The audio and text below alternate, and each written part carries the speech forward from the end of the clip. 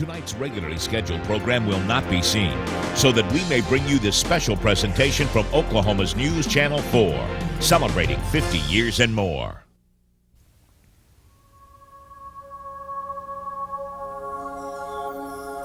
This is a graveyard of sorts, the final resting place for equipment long since abandoned, replaced by newer and better, worthless and yet priceless, because contained here are memories just waiting to be awakened. Hi, neighbor, what do you know and what do you say? Hi, neighbor. Bits and pieces of our lives, random moments captured on film. But spliced together, they provide 50 years of memories. They're memories that show us that the past is sometimes not all that different from the present. 1960. As spring came in, the storm fronts came with it. The southern part of Oklahoma City was hit repeatedly, with homes scattered like broken matches. Somehow, there were no deaths here, though property... WKY-TV, Channel 4 in Oklahoma City. It's 10 o'clock. Do you know where your children are? Reminders of a time when there were just 13 channels and only one worked. But from that one channel would come history-making moments. We thought earlier today that it was going to get a lot cooler tomorrow. We still think that it's going to get cooler. Time has stolen the fame from many who at one time needed no introduction. I feel that way because football is good for a boy's physical development. He uses all of his muscles and he has to coordinate them well. Souvenirs of a time when tiny hands gently sanded the paint from the saddle horn of a birthday horse. Hey, Unicornman, how are you today? My name is Andy Dynamo, Superintendent of the Space Science Center and Supreme Galaxy Chief of the Universe Science Corps. I salute you. And today's meeting is now in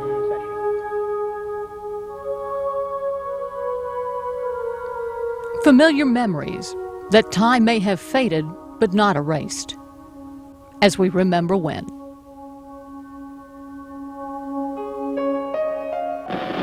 Oklahoma is a land of pioneers.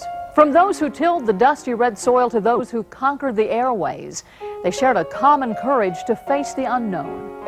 In 1949, WKY-TV staked its claim on an industry that was more dream than reality. And from those dreams came the first black and white pictures that would color our lives for decades to come. This is more than the history of a television station. It's the story of people who became like family members, joining us in our homes as they entertained and informed. Join me on a journey from the past to the future. You'll see rare footage never before broadcast, and you'll be a part of history as you see and hear from those who were there. The story starts in the 1930s. The state capitol, surrounded by homeowners who landscape with oil wells instead of trees. This rare footage is among the first ever taken in the state. It gives us a view of history that only pictures can provide. It's a time when families spent their evenings together, listening to the radio. And more often than not, they were listening to WKY. They were groundbreakers in an industry that was exploring new ways to use the radio. Owner E.K. Gaylord wanted a young announcer to take on a brand new venture. WKY hired me to do the first live broadcasts of University of Oklahoma football. The first game was something of a tragedy for me. As a matter of fact, I thought I'd be fired. The rookie was unprepared, groping for the names of the players, missing many of the plays, but it never happened again. We sat and did drills all day Friday night at the site of the game, drilled ourselves again on Saturday morning, and we had some pretty good broadcasting. WKY was famous through this part of the world. It was a dominant station. And it was a station about to embark on a new adventure, something called television. These crates contain primitive cameras only hours away from the first broadcast in state history. There was a demonstration here in '39. I saw the first television. It wasn't very good, but it was television. They used big arc lights on it. The tubes were not sensitive, and it took an awful lot of light.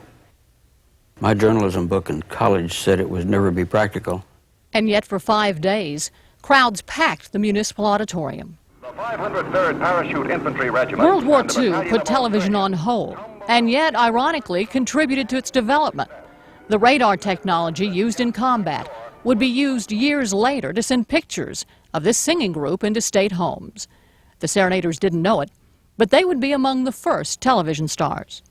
Well, we all, of course, were more or less geared that television was coming and how big it was going to be. We felt that it would change your life completely, which it did. I came from Alabama with The Serenaders teamed up with entertainer Gene Autry for a war bond tour. But it was this war bond tour at the Municipal Auditorium that would change history. They came by the thousands, leaving no seat empty, leaving no room in the aisles to see television. An experimental closed-circuit broadcast that captured their attention. 3 years after the war ended, Channel 4 applied for a license with the FCC. Before engineers started broadcasting this test pattern, 3,000 television sets had been sold. People would sit for hours, hypnotized by the phosphorescent screen. We got a television set even before WKY went on the air with it.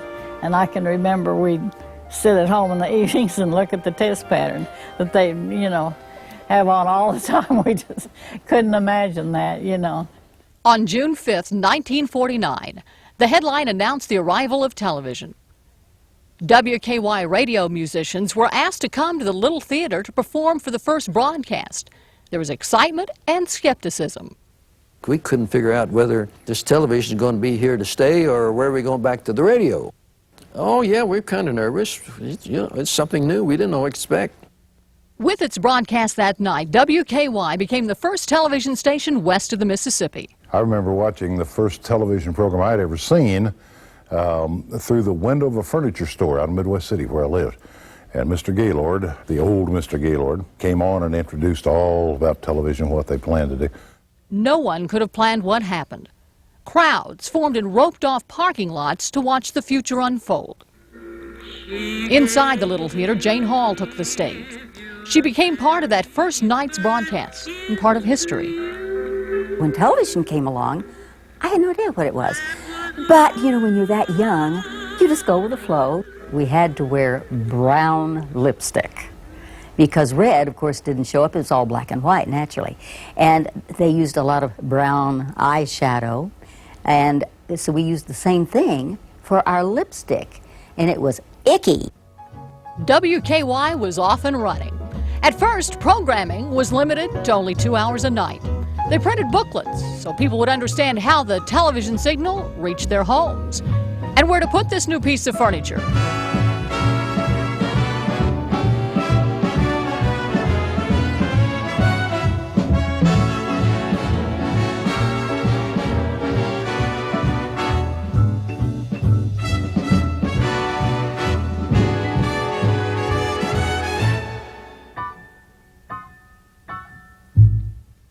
Bandleader Al Good and his orchestra provided the music for this new venture. Anything that was on air had to have live music. They didn't use any tapes or anything. If something go wrong on the network, well, we had to fill in live on our local show.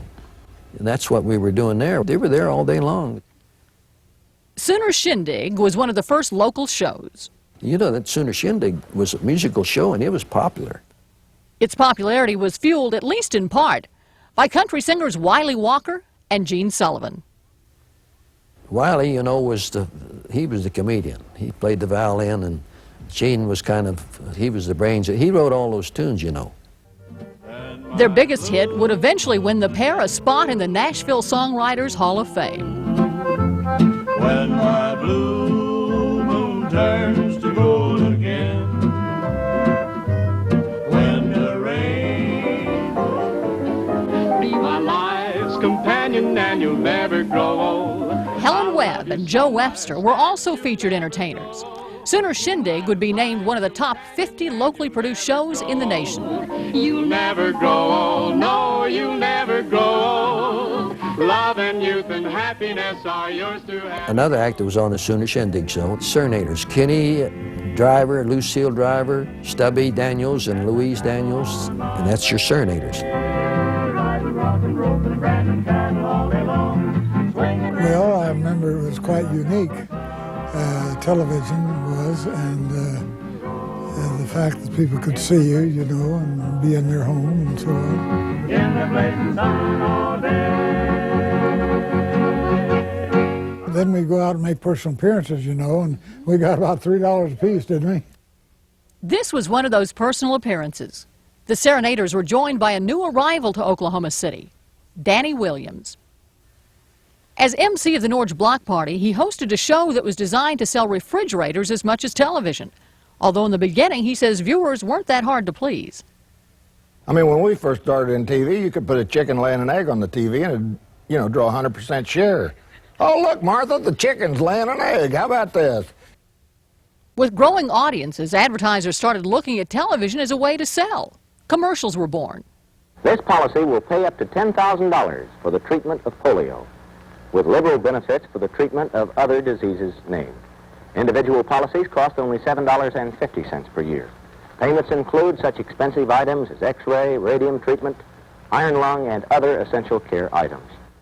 At first, advertising executives like Howard Newman had a hard time selling television commercials. No one would believe how many television sets there were out there. And to prove how big the audience was, I remember going out on a weekend and counting antennas all the way from here to Enid. Still, some weren't convinced. So Newman put together an ad to show the power of the new medium. And we put a commercial on for pillow cleaning. Now, I don't know about you, but I never heard of cleaning pillows, and neither anyone else. And we talked about how dirty the pillows were, that they were probably sleeping on. And you ought to have them clean, call this number. We got 3,000 pillow cleaning jobs at a time when people were lined up in front of appliance stores watching television. Now, advertisers lined up. One small business advertised a new type of fry pan and sold out. We sold so many that the president of the company came over from Ireland to see our store. They thought we had a tremendous department store.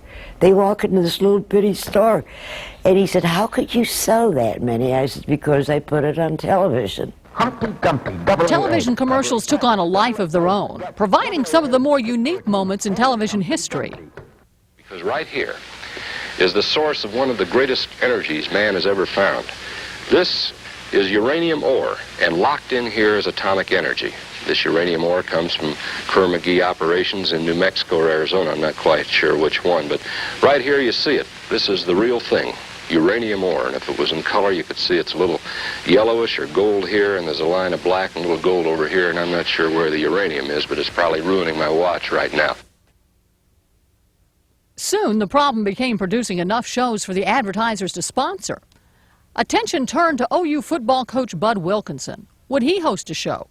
So we had a meeting with Bud, and he said, sure, you know, let's try it. As you can see, the modern football has a very sharp point, easy to grasp. The Bud Wilkinson show would eventually air in 45 different cities, with Wilkinson occasionally chastising the fans. You naturally hate to see errors occur, but as long as the boy was making a good all-out effort, you don't worry about it.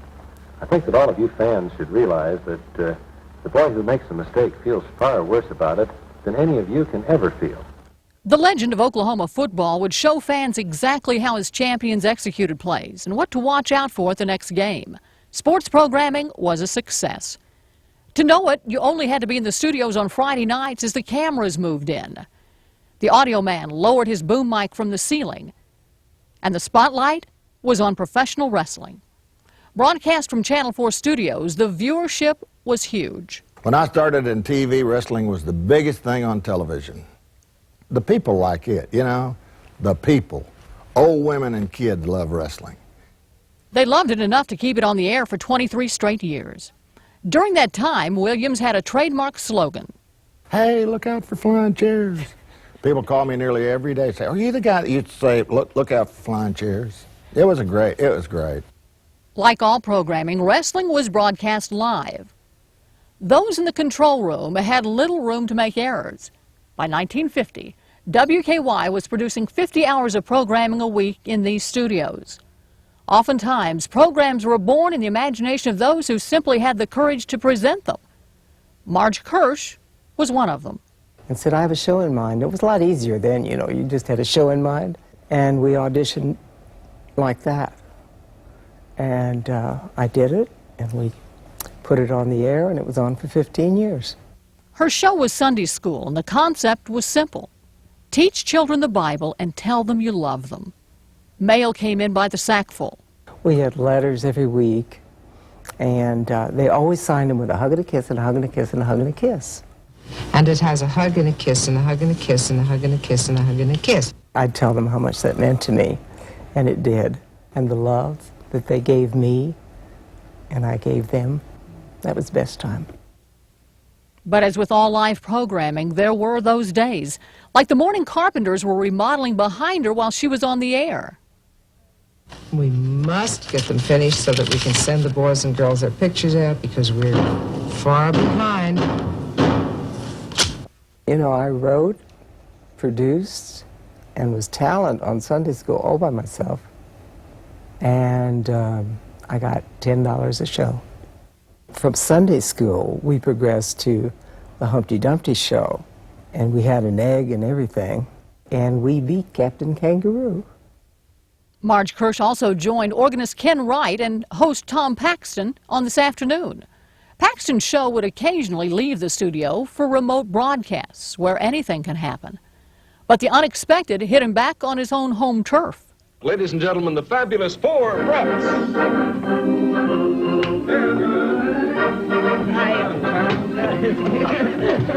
Oh, you're kidding me.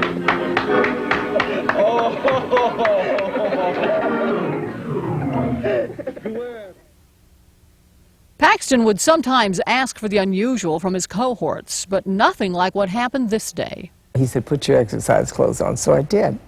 She thought she was going to ride the elephant she found waiting outside. Not so. We were on the air live, and Tom said, this is the elephant that was trained to step on a lady's nose, and you're it. The elephant came and put her hoof right there on my nose. And if I ever smell it again, I'll know it. As Channel 4's reputation grew, stars flocked to the station. Entertainer Liberace would be among those joining Prissy Thomas for her show. Hollywood at first prohibited its stars from being on television, fearing competition, but soon saw that publicity for stars like Audie Murphy paid off. Actress Helen Hayes would visit, along with jazz great Duke Ellington, and perhaps the greatest name in television at the time, Ed Sullivan. In 1953, WKY canceled the Danny Williams Show, a show in which he interviewed children and pioneers of the state. Williams thought his television career was over until the station manager called him to his office. We're going to put you on a Monday afternoon. You're going to be Dan D. Dynamo from outer space. You're going to have a synchro retroverter, and you're going to be able to go backward and forward in time. And I said, what? My name is Dan D. Dynamo, Superintendent of the Space Science Center and Supreme Galaxy Chief of the Universe Science Corps. I salute you. And today's meeting is now in session. Have we got a lot of problems on our mind? The only problem he had was how to deal with the most popular children's show on television. The guy who was headed home as a television failure was now a superstar. It's hard to explain to you how TV was. The adulation I got, you cannot believe, you just really cannot believe it. I'm 23 years old, got one kid, just graduated from college, and I'm getting asked to make baccalaureate addresses all over the state. I got about as much business doing that as I have being a railroad mechanic, you know. I mean, it's just because I was on TV. Here we go into the future to visit 3D Danny. All right, Orc, stand by and secure on the planet Earth. 3D Danny was soon joined by Bazark, the robot. Well, I'm sorry, I'm so deep in thought here. And actually... Hey, I've got an idea, Bazark. Another? Now, don't look out, because, as I told you, we've tuned in boys and girls from Earth right now. They're watching through a veil, a thing called television. The worst thing about being the robot, we used to do openings for grocery stores, and little kids would come up with hat pins and stick it out of that robot and say, is there a guy in there? And, you know, that deal right there really, I mean, that hung kids up, that robot hung kids up like you cannot believe. His high-tech set was taken from a 1950s kitchen. His dials were Jell-O molds and measuring spoons. 3D Danny was the most popular show on the air, beating the Mickey Mouse Club, until a certain cowboy rode into town. Foreman Scotty. He probably is more remembered than 3D Danny because there were more TV sets. And more kids watching. There was a waiting list to get on the show. Parents often had to book a reservation at the Circle 4 Ranch a year and a half in advance. He loved people, he loved the business, he loved being the writer, he loved being the producer, he loved being the star. He was real, he was honest, and he loved Oklahoma, and he loved the people of Oklahoma. Everybody says, well, what about Foreman Scotty, the name? Where did that come from? Well, foreman of a ranch, and then Scotty, a little Scotty dog, he thought was a humble, nice type, dog. Everybody liked a little Scotty dog, so Foreman Scotty. The adventures of Foreman Scotty weren't scripted. They made it up as they went along. It was a tough show to beat. Chris Daniels, who played Deputy Chris on his own show, says Foreman Scotty had the competition hogtied. There wasn't anybody, I don't think, young, old, or in between, that didn't watch that show because either they had some kids on it, or wished they had kids on it, or wished they were on it. The Foreman Scotty show didn't wipe the opposition, it eliminated them totally. Those who got on the show were lucky, but the luckiest of all were those celebrating a birthday. This was Woody, the birthday horse, but he had to be retired for a new model that would hold up to 6 kids. Today, Woody is stabled at the Oklahoma Historical Society, put out to pasture after a career that would rival that of any great thoroughbred, at least in the eyes of Oklahoma children. And who could forget the golden horseshoes? Pony shoes, spray-painted gold, known to sell at auctions now for $250 each. Foreman Scotty told kids they came from a secret gold mine. And the way they snuck the gold out was by making golden horseshoes and putting them on the hooves of the horses, hence the golden horseshoe. And then there was the movie, filmed in downtown Oklahoma City. Hey, Scott! This must be the place. Come look at the radiation counter. Yeah, Dan, 100%. Look, we better look for a plan of action when things get hot. Yeah. There were no special effects, and yet it was a hit. Things were black and white. There were good guys, and there were bad guys. It was just that simple. Well. Dan, I don't like it. It's too quiet. Come on, let's get out of here. Hold it, Scotty. I know it's futile, but I'm going to give it one more try. Listen, spy! Dan, watch out! Oh,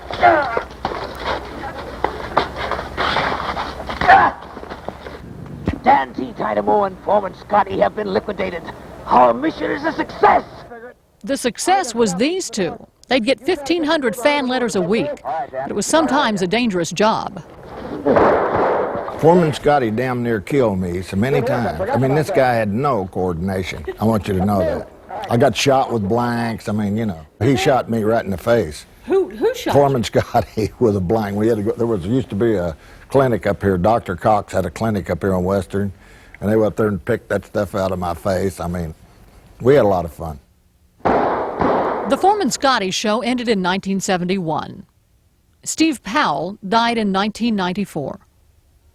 This guy loved being Foreman Scotty. And I'll be honest with you, I think when they took it off the air, I think part of Oklahoma history died, and part of him was gone as well.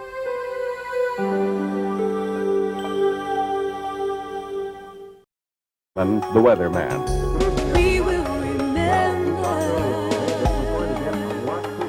where. Some of the first footage of Oklahoma twisters. Even in black and white, the power of these deadly fingers of destruction is apparent. When forecaster Harry Volkman came to Channel 4, there was no warning system, even though Tinker had been issuing storm alerts. They were not allowed to be used on the air for public broadcasting because they figured people would be panicked and frightened, and they said, besides, you really don't know how to do it that well, so it'd be a lot of false alarms. Volkman was told to ignore the government. Station management believed the government policy was costing lives. They instructed Volkman to warn viewers the next time a serious storm appeared. When it did, they dispatched reporter Frank McGee to Tinker. He bootlegged the forecast over the phone to a worried Volkman. It's against the rules of the government. And I said, we could actually be arrested for doing this. But he went on the air and issued the first official tornado warning for the storm that caused this damage in Meeker. The station received an avalanche of mail from grateful viewers. If it hadn't been for that tornado warning, some of us might have been hurt. And I think it has saved many a life by having those warnings on TV. She heard the alert and started to the storm cellar, and their house was completely wrecked. And her television set was over in a field that she was watching just a few minutes before that. Took about half the roof off my house. And the reason of this look of disgust on my face is because the insurance adjuster's here. We had 2 tornado alerts this afternoon. After the success of forecasting the Meeker storm, federal officials reconsidered their policy and changed it. Wally Canaan and Volkman built the first professional television weather department in the country. In the beginning, Volkman got basic weather information through Morse code. I realized that the only way I could get information, weather information, was on the shortwave radio. I could listen to the code, decode it in my head, plot the weather map, and draw it all at the same time. But our reading just a minute ago of 69 was the coolest for the day. The high was 94. I used to memorize everything I did, and I counted one night. I had memorized 99 temperatures for one show. Volkman was about to make history again. He was chosen by viewers to be the first personality featured on the new color cameras. WKY was the first independent station in the world to have regular live color programming. WKY ordered the cameras even before they were invented. Although Channel 4 led the way once again, the move from black and white to color was not without problems.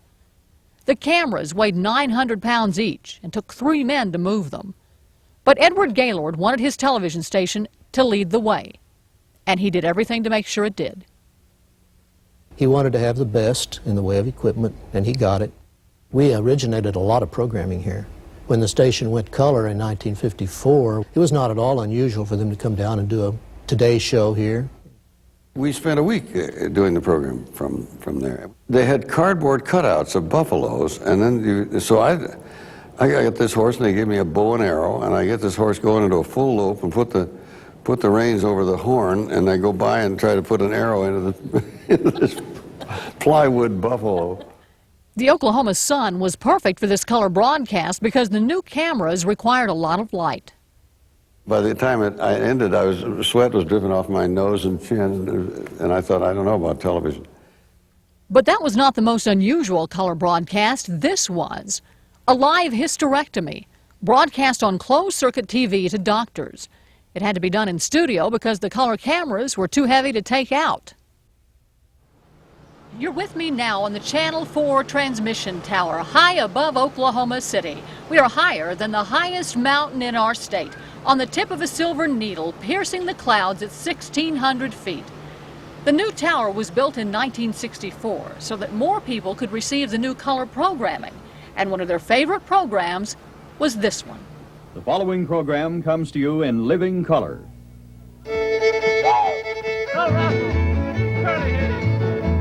Come on, it's Country Social Time, starring... Don and I talked about it. We come up with this crazy idea about putting on a 30-minute television show. Their guests read like a list from the Country Music Hall of Fame. Every time I turn around, you turn up and turn down.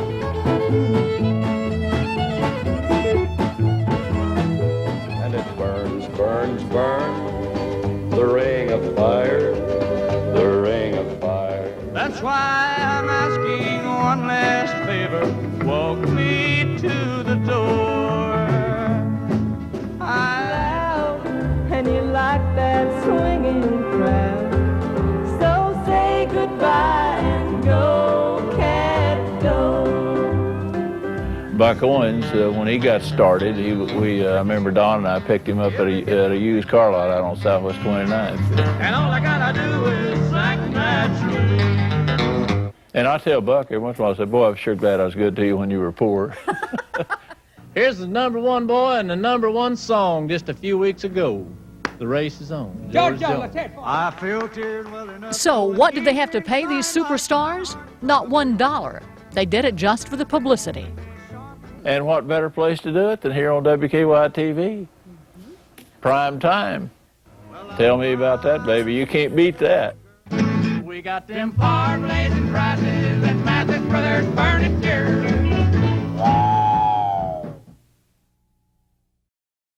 For pain of headache, neuritis, neuralgia, take Anacin, like a doctor's prescription. That is a combination of ingredients. Get Anacin. The newsroom. Dick John was one of Channel 4's first news anchors. Nobody knew how it worked, and so we all made it up as we went along. Good evening, everybody. At least 11 and perhaps more school children were killed tonight. I got my real indoctrination into television, working with and for probably the most ethical straight shooters that existed in the business. Gene Allen was one of the early reporter photographers.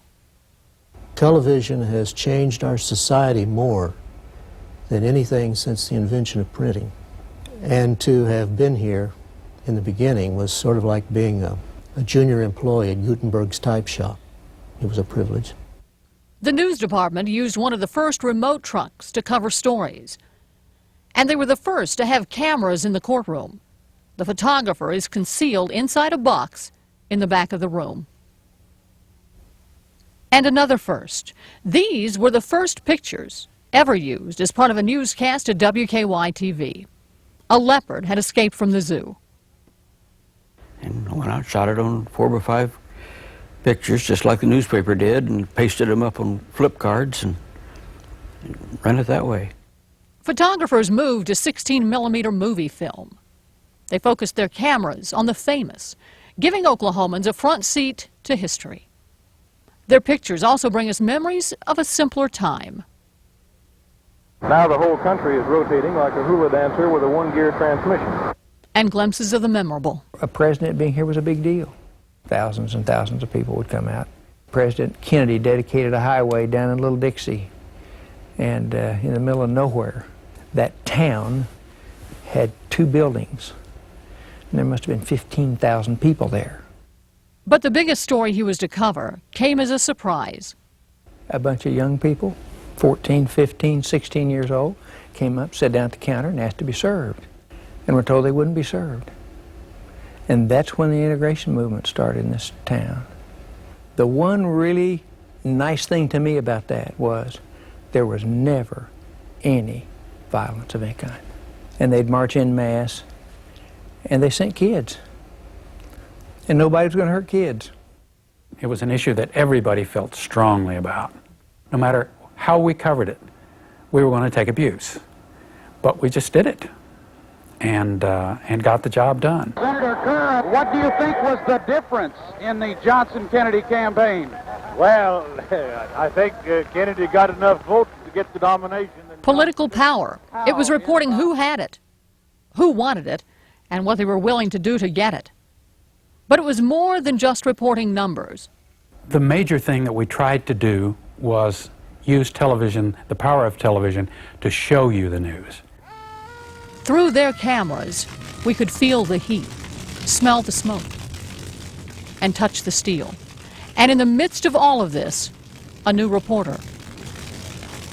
One of the first things I ended up doing when I came here was a big prison riot down at McAllister. No live reports, no satellites, just searching and looking for the facts. And you just basically were stuck out there with your cameraman, and sometimes we shot the stories ourselves, and your notebook, and had no money. You know, I was just there. Wherever Oklahomans were, Channel 4 news cameras followed. The skies of Vietnam. The view seen by a newly crowned Miss America, Jane Giroux from Laverne. She would later become a news anchor at Channel 4. But on this day, she was a young woman with her first look at war.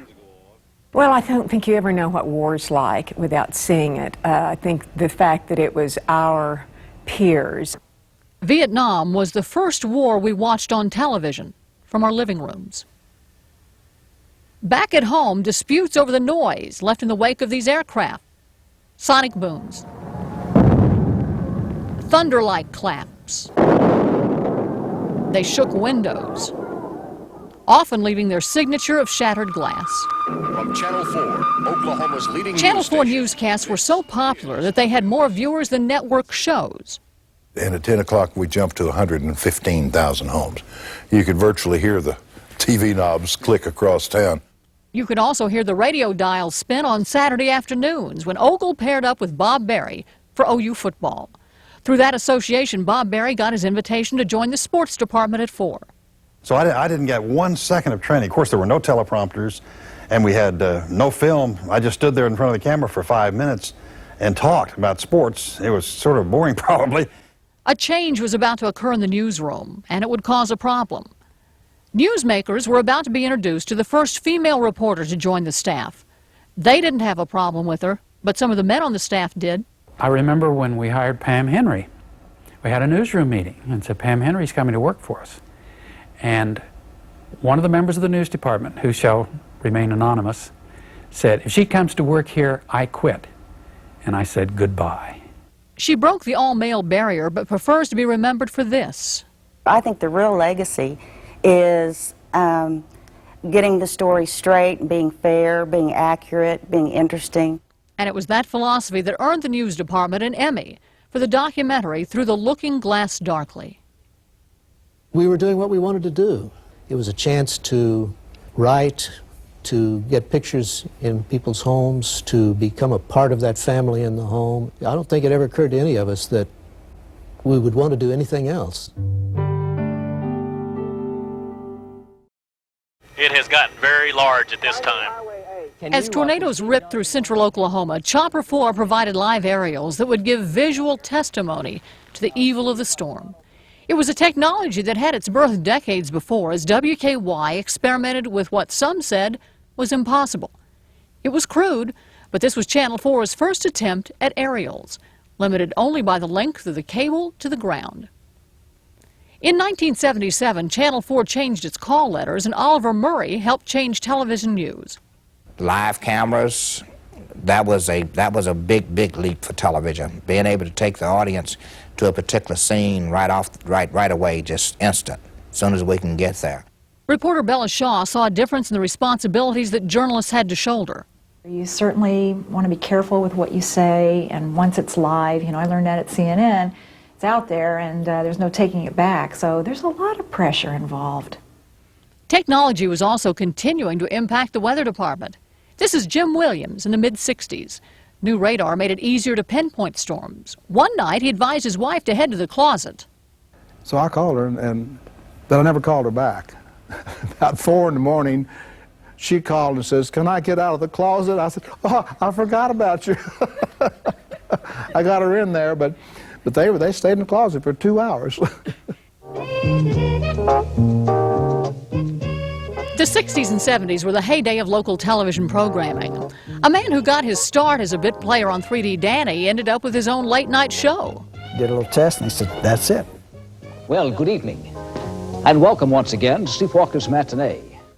I used to kid a lot of people around there. I said, it's a heck of a legacy to leave your kids when you're gone to think, what did your dad? He said, oh, he's a late-night spook host.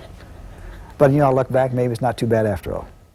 It's blowing my mind away. The Scene was on every Saturday afternoon.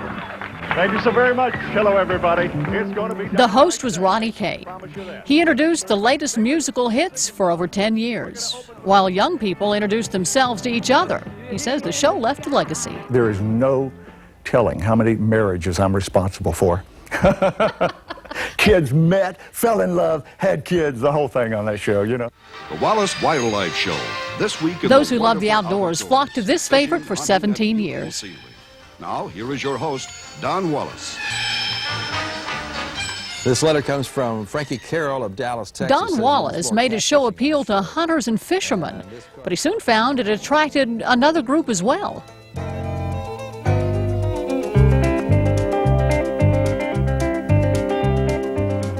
I've had a lot of women tell me they used to do their ironing watching my show because I had such pretty music in the background. Fran Morris took over the Sunday morning slot for children. She geared her show to dealing with the problems little people often face, their fears and frustrations. But she found adults were grateful. This is our last. Parents and grandparents now will come to me and say, let me tell you what you did for me one time. They still do it. They still do it. Today is Thursday, February 14, 1974, and today and every day, this is Danny's Day. Danny Williams returned to television to host a late morning talk entertainment show.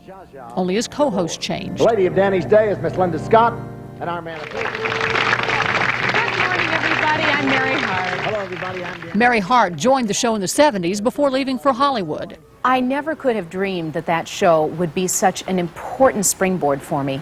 But even more so, just the learning experience working with Danny Williams. I had so much fun. Every single day was an adventure.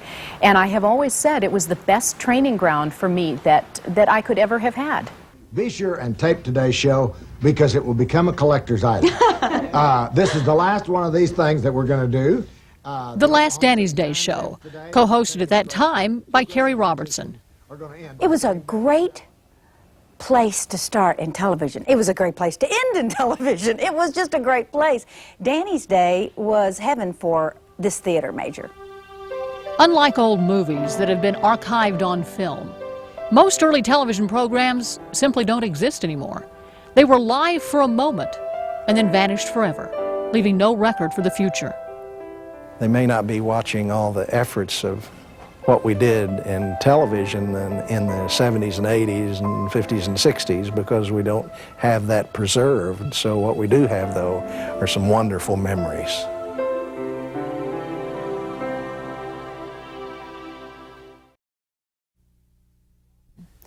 We draw to a close tonight, but this isn't the end of the story, merely a stop along our way to the future. Because you and I are living the history of tomorrow, making our marks in the brief time we've been given. Our grandparents traveled dirt roads. We travel the information superhighway. Our grandchildren will likely travel through space, facing the unknown and accomplishing the unbelievable. Like the summer night, a test pattern appeared on television screens 50 years ago. The men and women who made that possible were pioneers in every sense of the word, willing to work hard enough to make their dreams come true. You and I will be the pioneers of the next 50 years. And maybe, if we do it right, someone will one day smile and say, "Do you remember when?"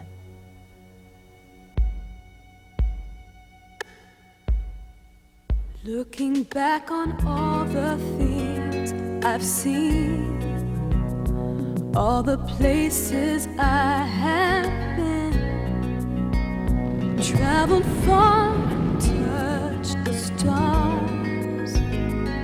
There's gas leaking everywhere. There's gas leaking everywhere. Treasuring the power of a friend.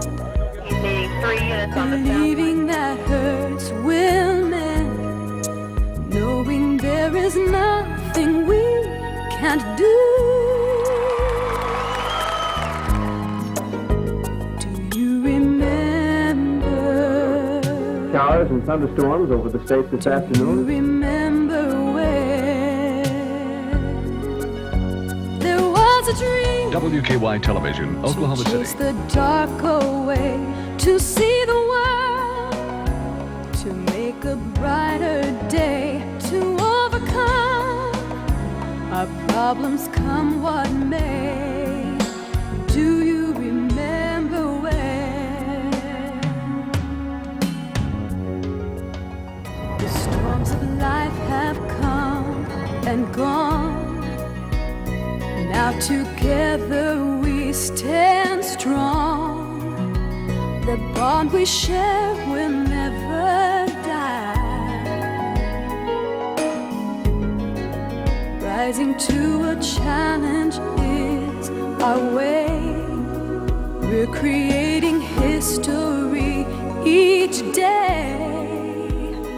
Hold my hand and we can fly. So I had a building explosion downtown, mass casualties. We'll remember. We're setting up a command post at 6th and Robinson. We'll remember when the dream is now. What in tarnation was that? And tears to overcome with all our hopes and fears, and looking back throughout these golden years, we will remember when. We will remember when.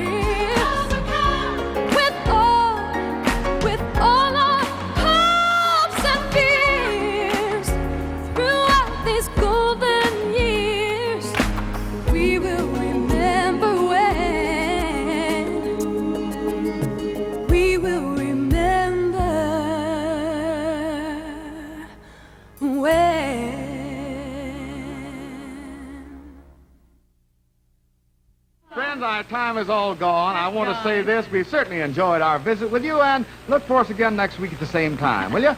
Until then, bye-bye, everybody. Bye, neighbor.